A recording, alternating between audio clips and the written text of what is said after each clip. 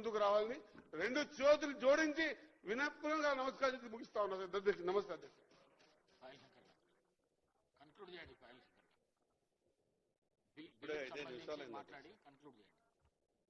అధ్యక్ష, నేను చాలా స్పష్టంగా కేవలం ఒక రాజకీయ పార్టీని నిందించాలనో లేదా రాజకీయ వ్యవహారాలతోనే నా నోటి నుంచి మాటలు నేను మాట్లాడతలేదు. సామాజిక మార్పు అనేది రావాలని మీరు బలంగా కోరుకుంటున్నామని చెప్తున్నారు కాబట్టి ఈ రాష్ట్రంలో మీ చేతిలో ఉన్నటువంటి అధికారాన్ని అందరికీ పంచండి, జరుగుతున్నటువంటి అన్యాయాన్ని మాత్రమే ఈ సభ దృష్టికి తీసుకొచ్చేటటువంటి ప్రయత్నం చేస్తున్నారు. అధ్యక్ష, పెద్దలు మంత్రి గారు ఒక మాట మాట్లాడారు.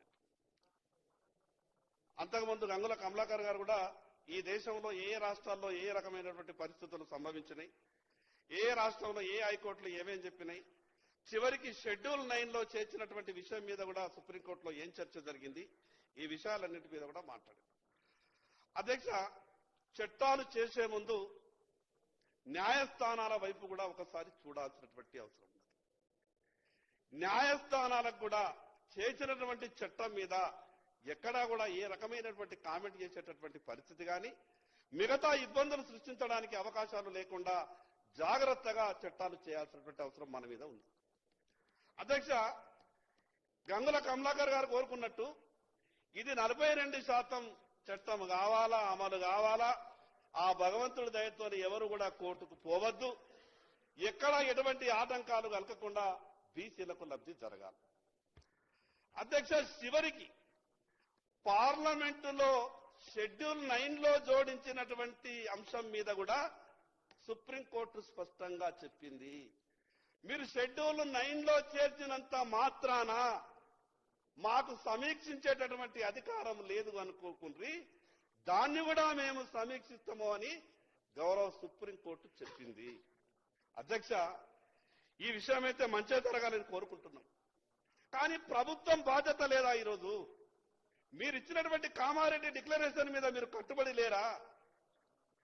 5 ఏళ్లలో 1,00,000 కోట్లు ఇస్తున్నది 22. అధ్యక్ష,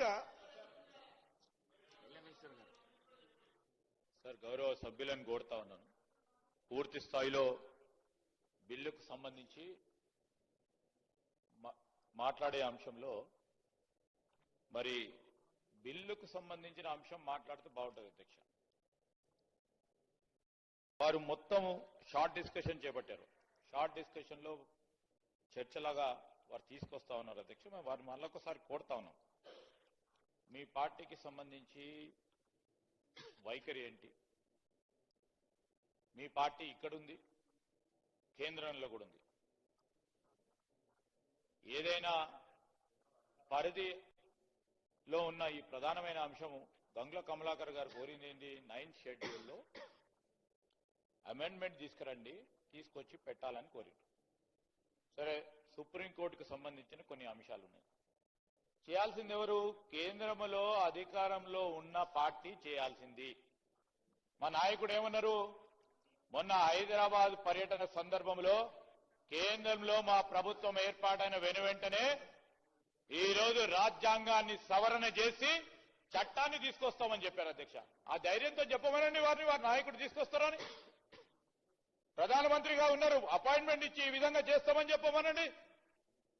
వారు గొప్ప భాషను చెప్తా ఉన్నారు. అధ్యక్ష, కావాల్సింది అసలు ఈ రోజు కూడా చెప్తా ఉన్నాం, మీరు బడ్జెట్ కు సంబంధించిన అంశం మాట్లాడుతున్నారు. అధ్యక్ష, తప్పకుండా అవన్నీ సవరణ చేసే కార్యక్రమంలో ఇంతకుముందే మా సహచరులు చెప్పారు, మంత్రి గారు, ఇస్కా ఉత్నా ఆబాదీ ఉస్కా ఉత్నా హిస్సేదారీ అని చెప్పి ఆ క్రమంలోనే ఈ రాష్ట్ర ప్రభుత్వం ముఖ్యమంత్రి గారు, ఉప ముఖ్యమంత్రి గారు, ఫైనాన్స్ మినిస్టర్ గారు ఒక ప్రణాళిక సిద్ధం చేసుకొని ఈ కమిషన్ ఏర్పాటు చేసుకొని జనాభా సంఖ్య తెచ్చుకొని రాజకీయ, విద్యా, ఉపాధి, సామాజిక పరిస్థితులను బట్టి ఈ రోజు బడ్జెట్ కేటాయింపులు కానీ ముందు రాబోయే కాలంలో జరుగుతాయి అనే ఒక అంశంతో ముందుకు పోతా ఉన్నప్పుడు ఈ రోజు మేము చర్చ పెట్టండి. అధ్యక్ష, ప్రతి షార్ట్ డిస్కషన్ పెడదాం. ఆ విషయాలను అన్నిటిని కూడా ప్రస్తావన తీసుకురావడం కాదు. ఈ రోజు బిల్లుకు సంబంధించి మీరు సమర్థిస్తా ఉన్నారా లేదా? స్పష్టంగా బిల్లుకు మేము సమర్థిస్తలేము అని చెప్పండి, అయిపోతుంది. మేము సమర్థించలేము అని చెప్పండి.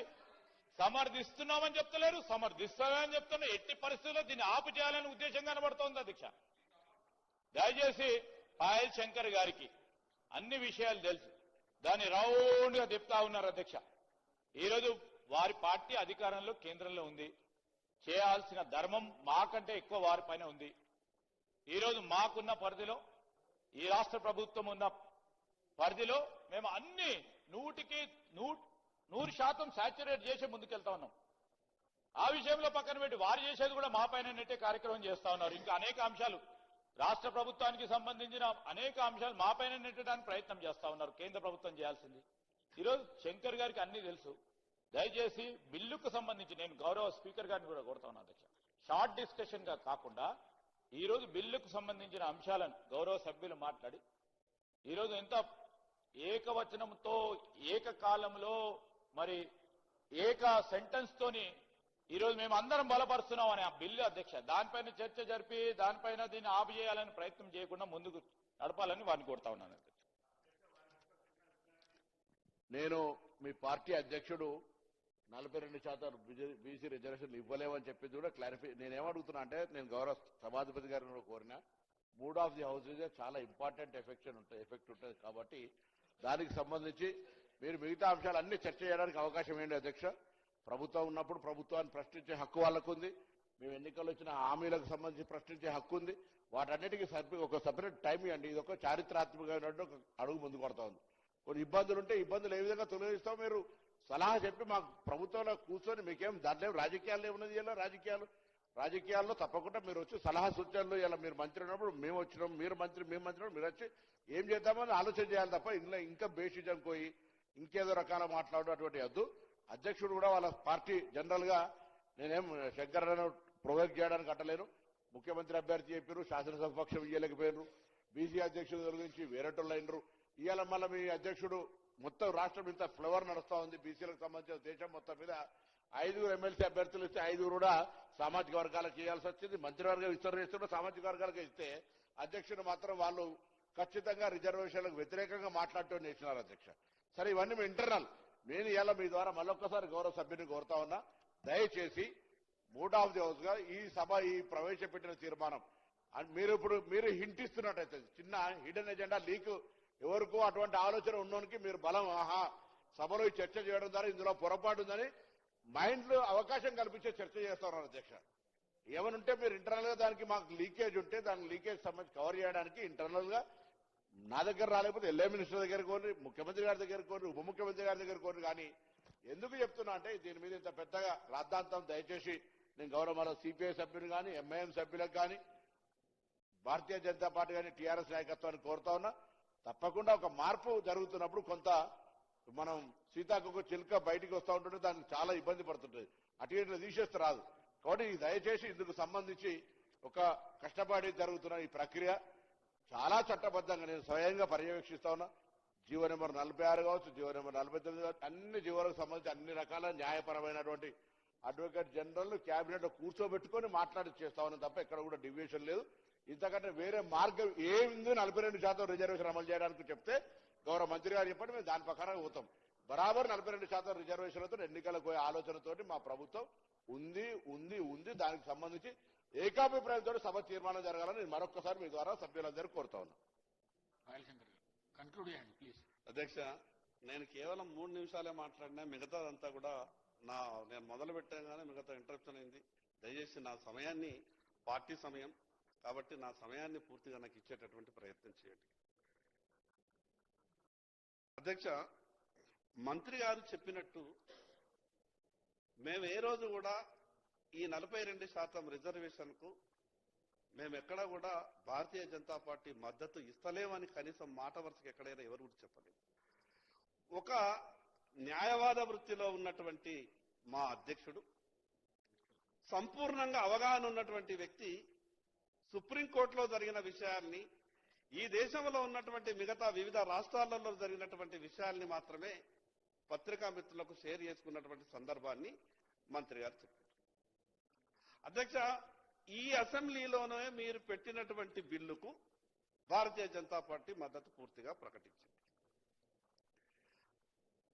ఎల్ఏ మంత్రి గారు ఒక మాట మాట్లాడింది. ప్రభుత్వం కేంద్రంలో మీది అధికారంలో ఉన్నది, చేయాల్సినటువంటి బాధ్యత మీదే కదా అని ఎల్ఏ మంత్రి గారు మాట్లాడారు. అధ్యక్ష, మీరు ఈ రాష్ట్ర శాసనసభలో ఈ 42% మీద జరుగుతున్నటువంటి చర్చ మొన్న పార్లమెంటు జరిగింది అధ్యక్ష.